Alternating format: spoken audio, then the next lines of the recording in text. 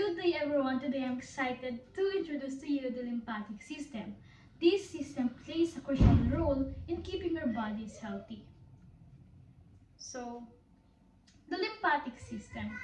The lymphatic system is responsible for returning tissue fluid to the blood and for protecting the body against foreign material. So, lymphatic system plays a crucial role in maintaining fluid balance by gathering excess tissue fluid referred to as lymph and returning it to our bloodstream. So, let's talk about the lymph. So, ito yung first major part of the lymphatic system. And, ano nga ba yung fluid or what fluid is lymph made from? So, sabi dito, lymph is made from tissue fluid which is originally formed from blood plasma throughout filtration in capillaries. So, first, remember that our blood has a watery part called plasma. So, as blood flows through tiny blood vessels and called capillaries, some of the plasma leaks out into the spaces around our body cells. So, yung leak out na fluid na to ay tinatawag na tissue fluid. So, it helps bring oxygen and nutrients to the tissue. So, now, not all of this fluid goes back into the blood. So, hindi ito bumabalik sa blood ulit. So, some of it stays in the tissues. So, yung leftover fluid nito is picked up by small tubes called lymph. Yan. Let's be correct. A small tube called lymph capillaries. So, once the tissue fluids enter the lymph capillaries, it gets a new name and it's now called the lymph. So, basically, plasma leaks out and it becomes tissue fluid. Then, tissue fluid enters lymph capillaries and it becomes the lymph. So, the lymph then travels through the lymph vessels and eventually returns the blood near the heart. So, keeping our body fluids balanced and helping fight infections. So, next is the lymph. So, sabi dito, blood plasma and capillary filtration as blood throughout our body, it reaches tiny blood vessels called the capillaries. Number 2, yung formation ng interstitial fluid. The interstitial fluid surrounds the cells in our tissues. And number 3, transition ng lymph. So, yung excess interstitial fluid is not reabsorbed or reabsorbed enters lymph. Yung mga hindi na reabsorb is pumapasok siya sa lymphatic and capillaries na nagiging lymph. So, let me explain it. Cut yan. So, as blood circulates throughout our body, it reaches the tiny blood vessels called the capillaries. So, yung capillaries ito ay may thin walls na nag-aalaw sa certain components ng blood para mag-pass through. So, due to the pressure generated by the heart's pumping action, some of the plasma or the liquid part of the blood filters out of the capillaries into the surrounding. So, ito yung tinatawag na interstitial fluid or the tissue fluid. So, sabi dito yung filtered fluid daw na yon ay tawag doon ay interstitial fluid or the tissue fluid. So, paano nga ba na-form yung interstitial fluid? So, yung interstitial fluid ay nagsasurround ng surrounds the cells in our tissues. Nagpo-provide to ng nutrients and nagre-remove to ng waste. So, habang yung lahat ng fluid is na-reabsorb back sa capillaries, meron ditong portion na natitira sa tissue spaces. So, transition to lymph. Yung excess interstitial fluid that is not reabsorbed enter the lymphatic capillaries and it becomes the lymph. So, this lymph is transported then to the lymphatic system. Then, eventually returning to the bloodstream thus maintaining fluid balance in the body. So, yun, dahil sa lymphatic system is nagre-return din ulit to sa bloodstream natin para ma-maintain natin yung fluid balance sa ating katawan. Next is, saan nga ba papunta ang lymph? So, sabi dito, where is lymph going? Into the subclavian veins, left or right depending on the body region. So, yung subclavian vein daw, ito yung large vein located beneath the clavicle or our collarbones. So, there are two subclavian veins, one of each sides of the body, left and right. So, para maging bakit siya pupunta doon? Para maging So, it becomes blood plasma again. So, as I said kanina, yung lymphatic system is network siya ng blood vessels and organs na nagtatransport ng lymph para maging clear fluid that reach in white blood cells throughout our body. So, yung purpose nga nito is, one of the purpose is the lymphatic drainage. One of the primary functions of the lymphatic system is to return the excess interstitial fluid or the tissue fluid and proteins pabalik sa bloodstream nga natin para ma-maintain yung balance ng body or to maintain our body fluid. So, 2. Pathway ng lymph. So, yung lymphatic capillaries to ducts. So, yung lymph is collected from the tissue by lymphatic capillaries, which is merged into larger lymphatic vessels and eventually into lymphatic ducts. Okay? So, next, lymph vessels. So, let's talk about the lymph vessels.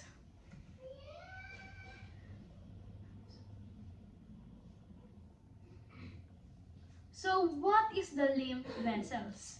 So, sabi dito sa PowerPoint, lymph vessels are tubes that transport lymph starting as dead and lymph capillaries in most tissue spaces.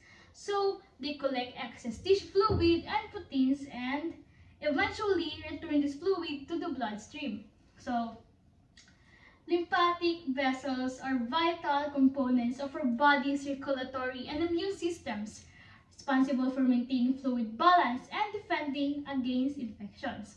So, they begin as tiny closed-ended tubes called the lymphatic capillaries, located between the cells throughout most the body tissues.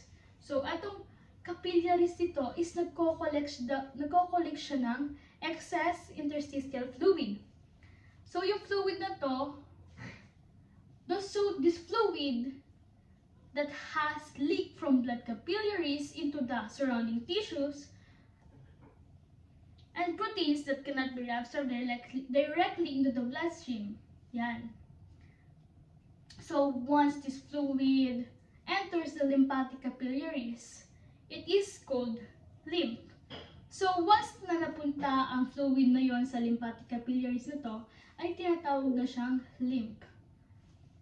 So, the lymph is transported through the progressively larger lymphatic vessels.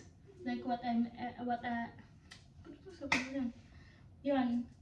So, sabi dito, lymph is then transported throughout the progressively larger lymphatic vessels, passing through lymph nodes.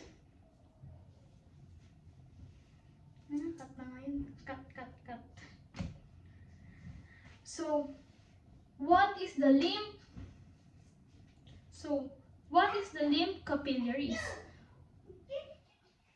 Wait. So, what is the lymph capillaries? So, lymph capillaries are very permeable and collect tissue fluid and proteins. So, the lacteals are specialized lymph capillaries in the villi of the small intestine and nag-absorb to ng fat-soluble and fat-soluble end products of digestions, so such as fatty acids, vitamins A, D, E, and K. So, yung lymph capillaries, which are small dead end tubes found in almost these tissue spaces. These capillaries are very permeable, meaning they are easily let fluid and proteins from the surrounding tissues enter them.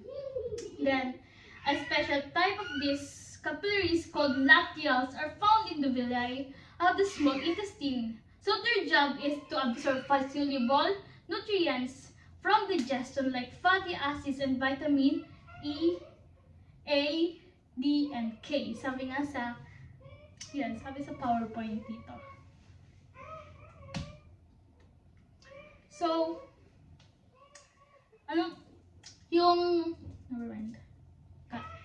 So, yung lymph capillaries ay may smooth muscle sa walls. Ito yung reason kaya na-help nitong ma-move yung lymph. And it contained one-way valves para ma-prevent yung backflow ng lymph. Next is, what is the cisterna chyli? So, the lymph vessels from the lower body unite in front of the lumbar vertebrae, upward in front of the backbone as the thoracic duct. So, yung lymphatic system natin ay may special na way para ma-collect and ma-transport yung fluid na tinatawag na lymph.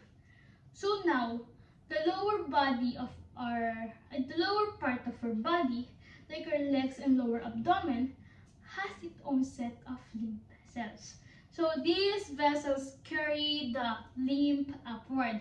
When they reach a spot in front of the lower backbones, which are called the lumbar vertebrae, they all come together or unite. So at this point, these vessels forms a larger tube, and it called thoracic duct. So think of it as small roads merging into a big highway. Yan. May small roads na nag-merge to big highway. So yung thoracic duct na to is nagta-travel upward in front of the backbone, carrying all the lymph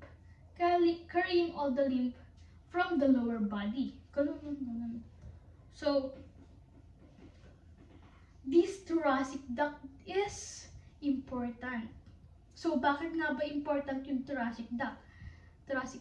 So it's the main drainage pipe or most of the lymph in our body.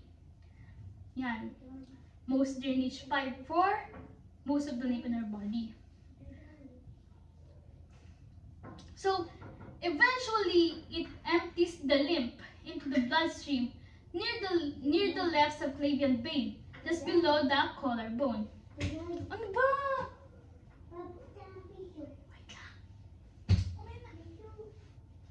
Mamaya na nga.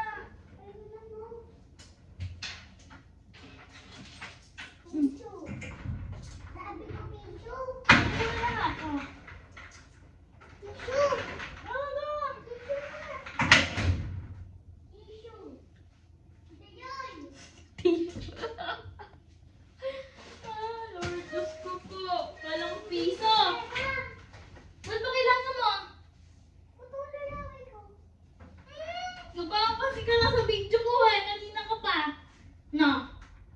Ano? Di ko.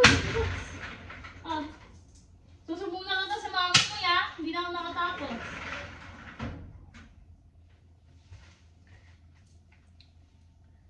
Yun. So, meron ditong pinapakita na kung ano yung cisterna chyli. So, makikita nyo nga, dun sa lower part is meron tayong, yun ang cisterna chyli. Then, the thoracic duct. So, what is the lymphatic tissue? So, lymphatic tissues consist mainly of the lymphocytes in a mesh-like framework of connective tissue.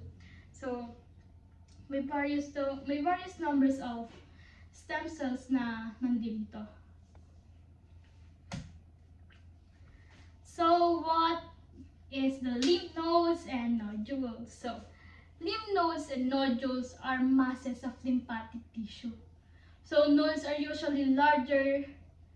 So, nodes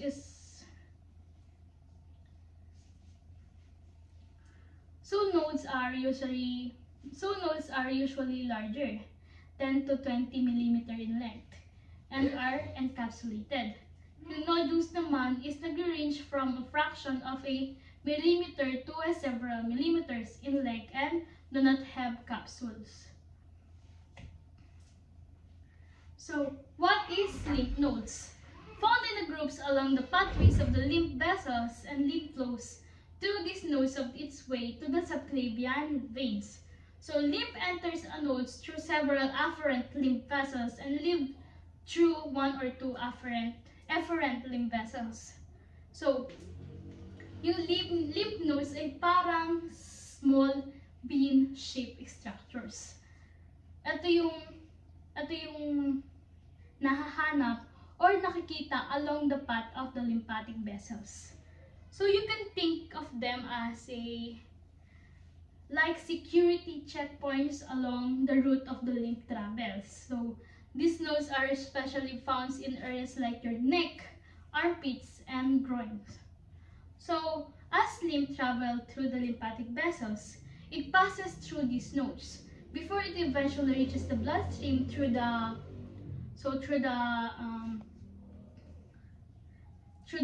these nodes before it eventually reaches the bloodstream to the subclavian veins. So, yan, lymph enters each node through several tubes called efferent lymph vessels. So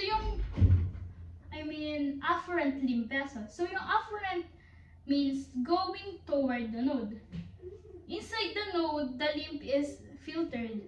Then after, this is where the immune cells can trap and destroy the harmful bacteria, viruses, or other unwanted particles.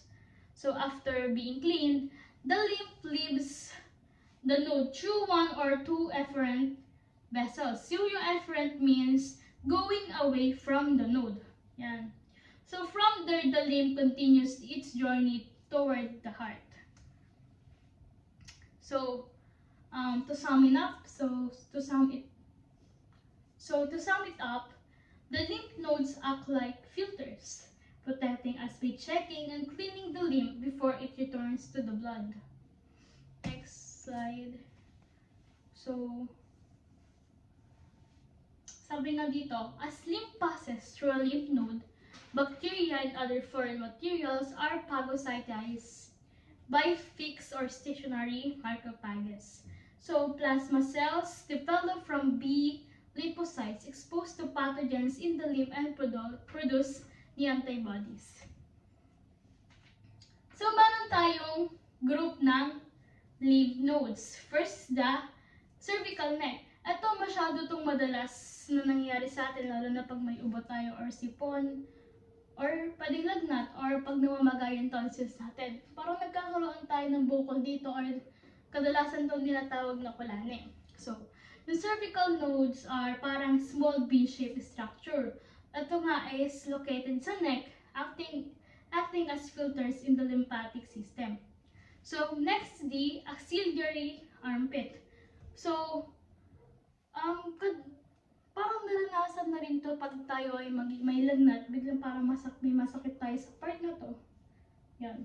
So, ito daw ay, yung axillary nodes daw is located sa armpit, and crucial tong part kasi nag-acting to as filters for the lymph fluid from the arm, breast, and chest wall.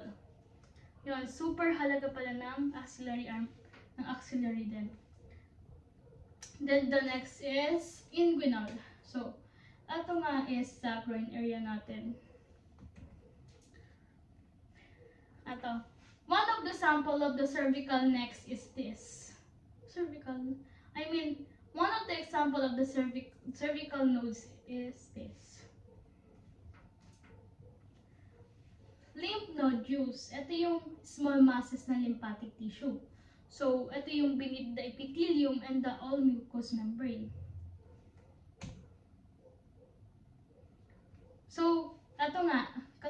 sinabi ko kanina, ang afferent vessels is nag-bring ng lymph papunta sa nodes, while the efferent vessels is nag-carries ng filter lymph out. So, let's think about afferent A.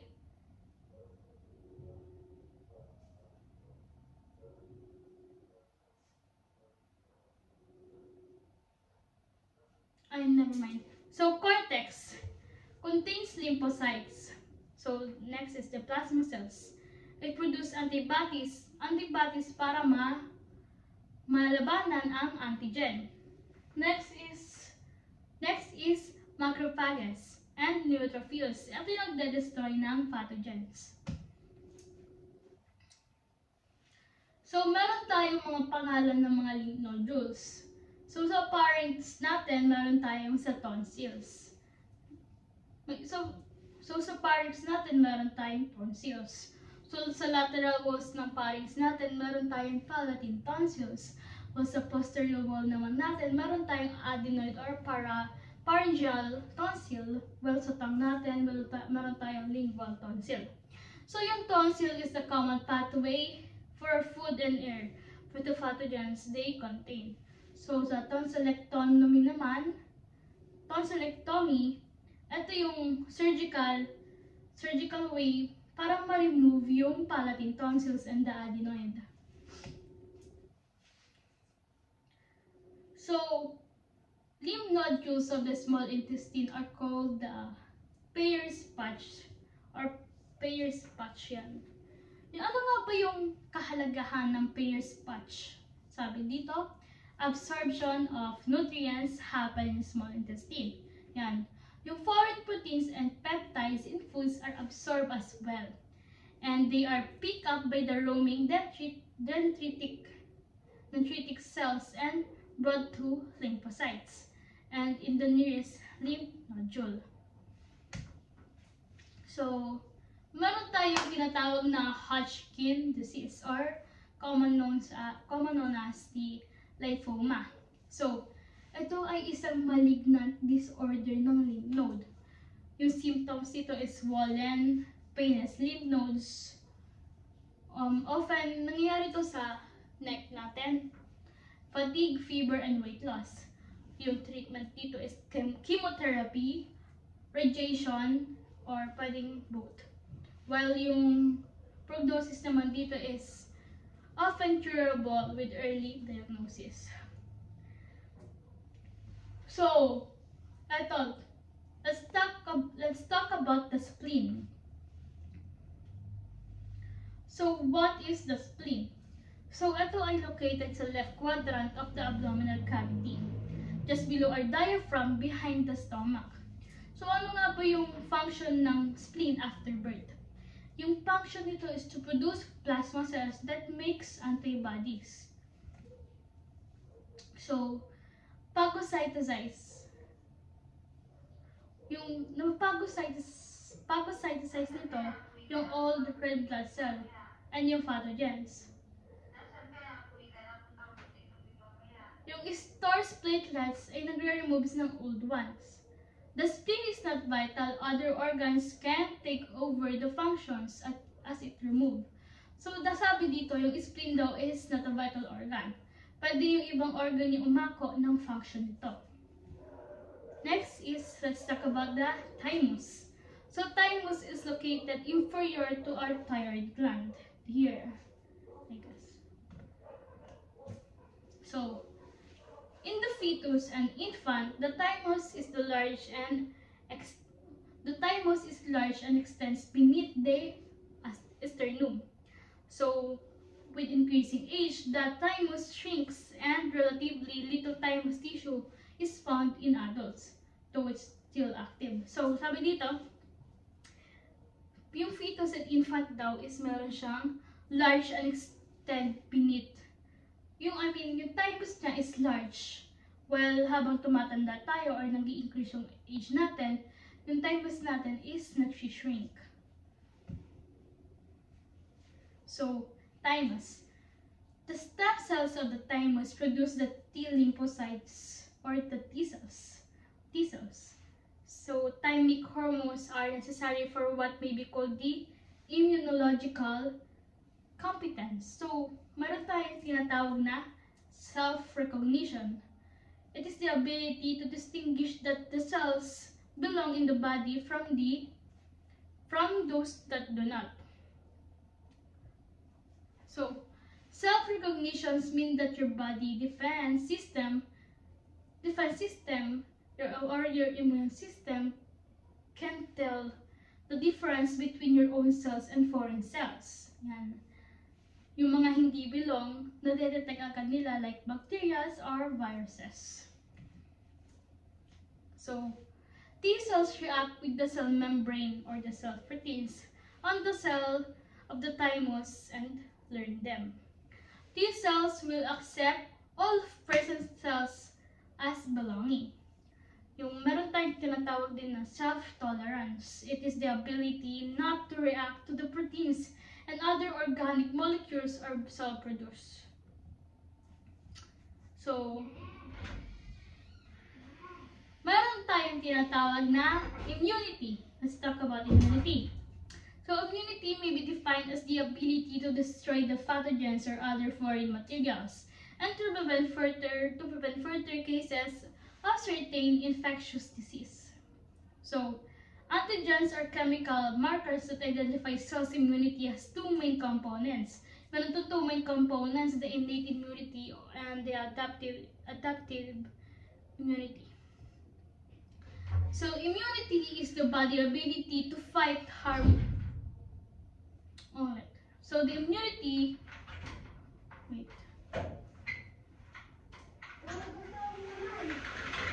Kaya naman ako na snow eh. Nasaan? Ha? Yan naman. Ito ah. Ano na kulay pula na yan? Ang bilang. Sasabunin ko. Ano?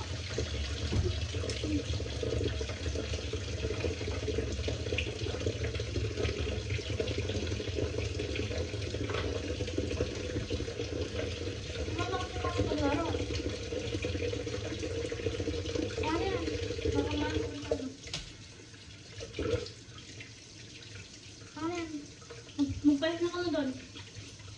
Anong galawin? Pag ikaw na sige.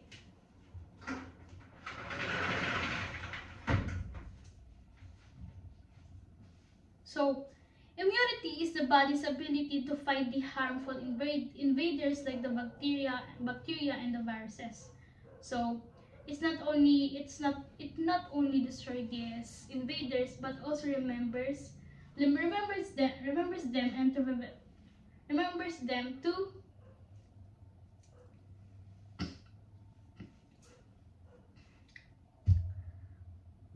it not only destroys these invaders but also remembers them to prevent the immune system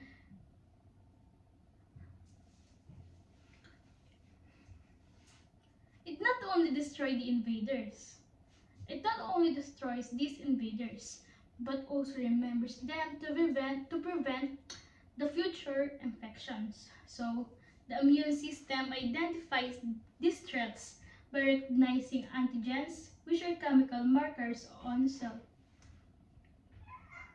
So, sabi nga dito, there are two main types of immunity.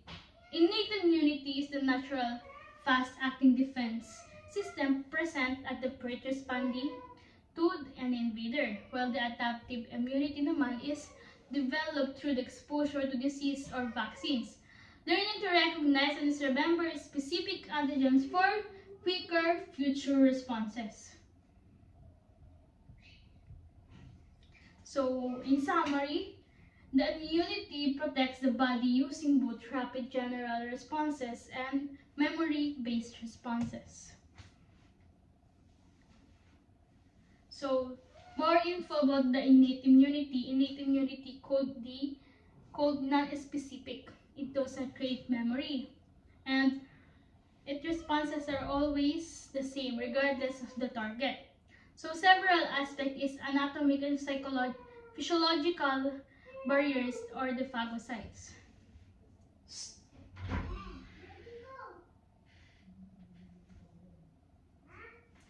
So the adaptive immunity, it is very specific as to its target.